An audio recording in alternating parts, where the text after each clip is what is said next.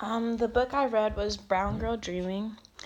Um, I feel like the poetic, the poetic language of the novel changed the tone of the book simply because poetry is meant to influence emotion.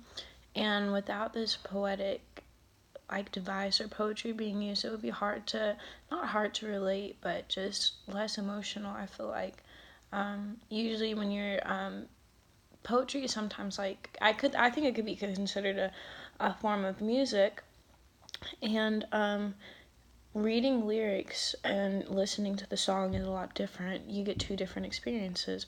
One might say that reading the music sheet or reading the lyrics is a lot less emotional because you're just reading words. But when you're listening to something or something has a rhythm to it with ups and downs in the tones of the voice or the sound, it changes how you take in everything.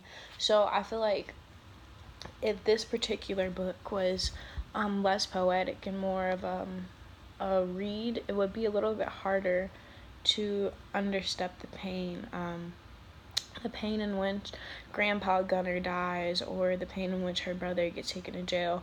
It'll still be emotional, just I don't think that the emotion would fully be there as much as it would be if it was,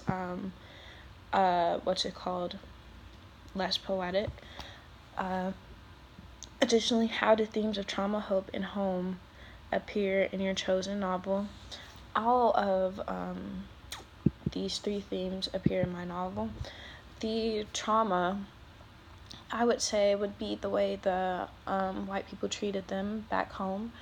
The hope would be their hope to move to an area. Well, and trauma could also be when the parents were arguing and having their differences, which would put a strain on any child or any children that they may have had. The moving around also is kind of traumatic. Children hate to move, and it's kind of hard to move from home to home and not know where you are going, even though you don't really have control as a child over where you will end up. And sometimes that sucks that you don't have a say so because they think you're incompetent just because you're not older than them. Hope would be definitely moving to a new place and a place where they were more accepted than when they were at home.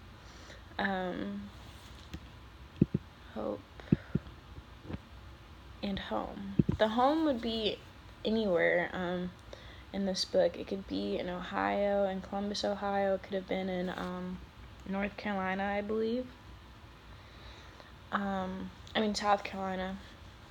It's just really wherever the family was at the time. And Mary Ann actually moves to New York, which would end up being her home in this book. And then I guess Hope could also have been the Black Panther movement, because she found a community in which she loved and started to fit into and believed their message, along with her brother who converted to Islam in jail. He found a form of hope while he was in the prison system. He kind of turned it into a somewhat positive experience. He went in there with maybe no religious background at all and came out a religious person with the community of people backing him, the Muslim community, which is a great thing to have. I guess some more trauma could be her siblings imitating being a Black Panther simply because they didn't know what it really meant or what it stood for, and it was kind of an insult to her and the community of Black Panthers, because if you're just hopping on the bandwagon without knowing the full details, you don't even know what you're supporting, and that's not okay.